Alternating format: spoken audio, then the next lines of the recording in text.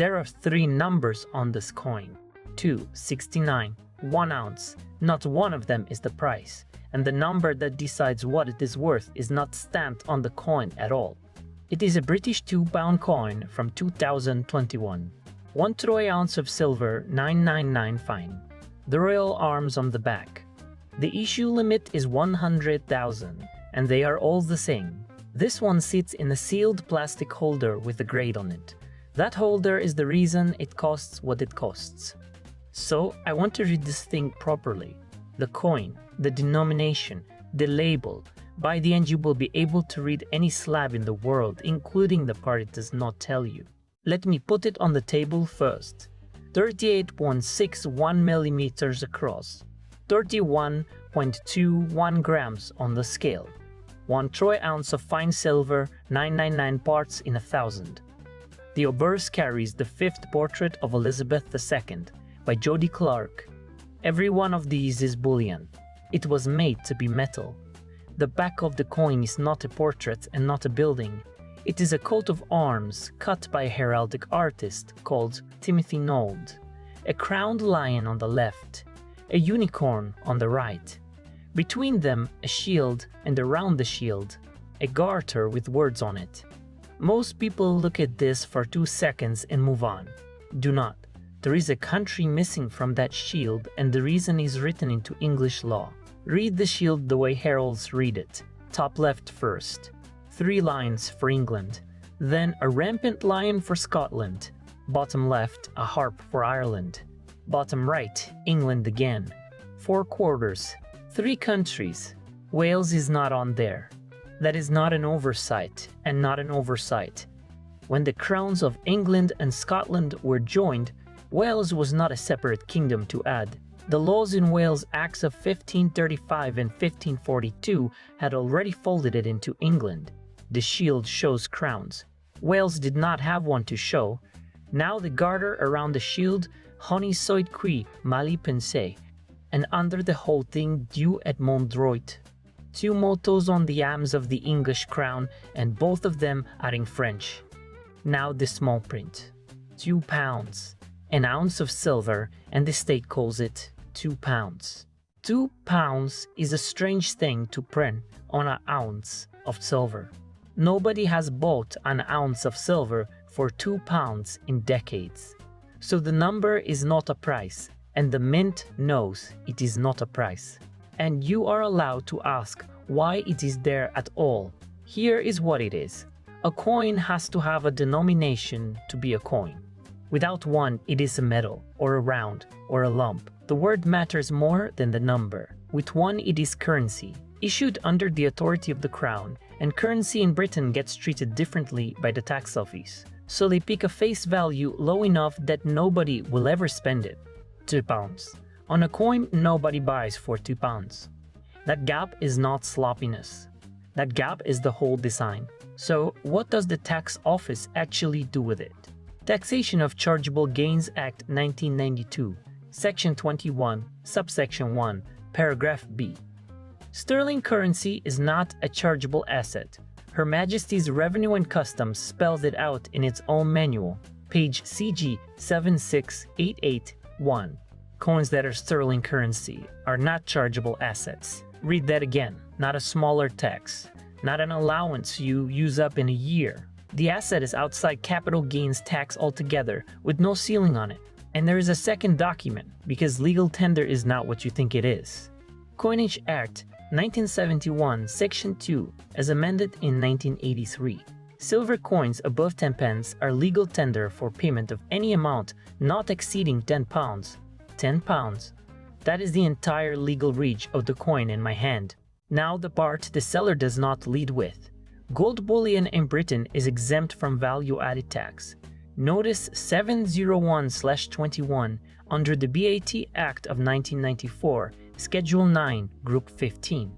Buy a gold Britannia and you pay no VAT on it. Same shop, same shelf, no tax. Silver is not gold.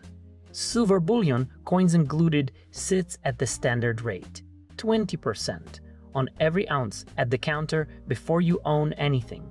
So look at what actually happened here. On the way out, This coin is free of capital gains tax because it is currency. On the way in, it was charged 20% because it is silver. The loophole is real.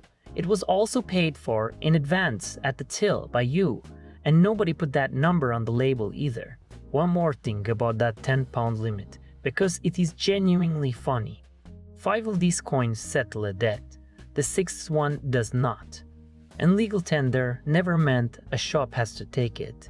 It means a court will not let a creditor refuse it. A newsagent can turn down a £50 note and be entirely within the law.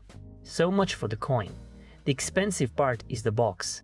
2 identical coins, one in a plastic tube from the mint, one in a sealed holder with a label.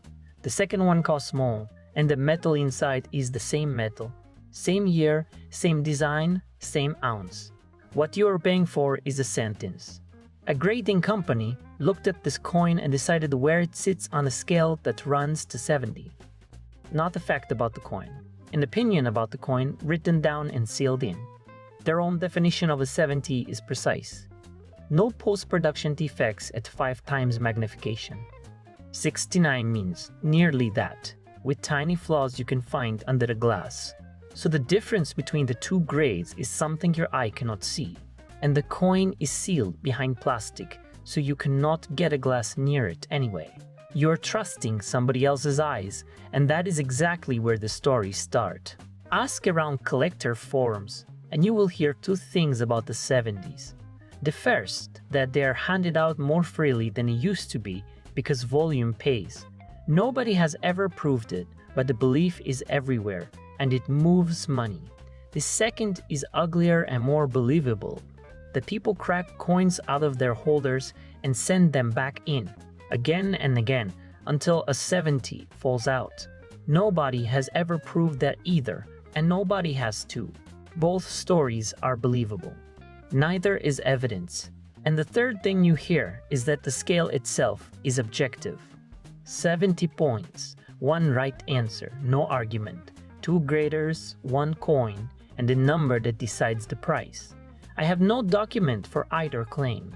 What I have is a census, and a census is the only place where a story like that would leave a mark. Now, the paperwork on the label itself. First releases.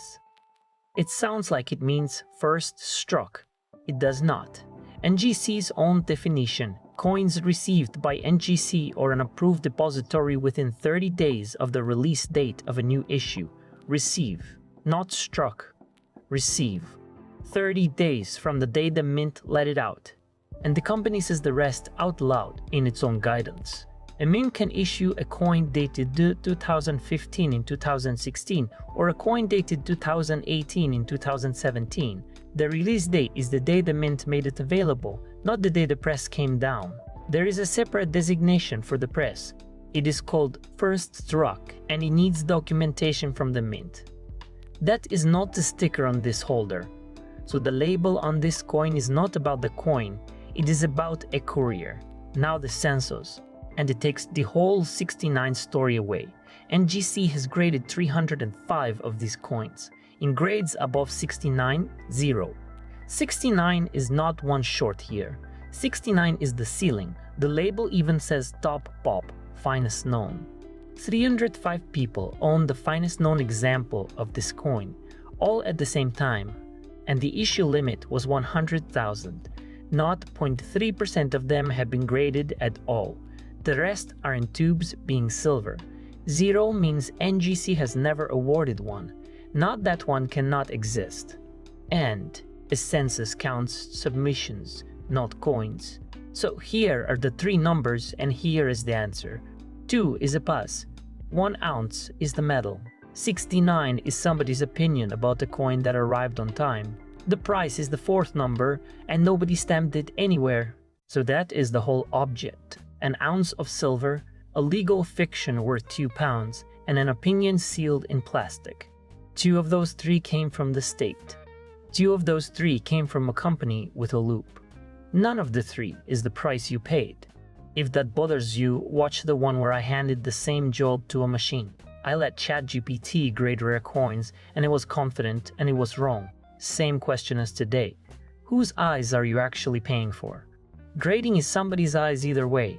The only question is whose and what that costs. It is linked on screen, and if you want the next one, subscribe.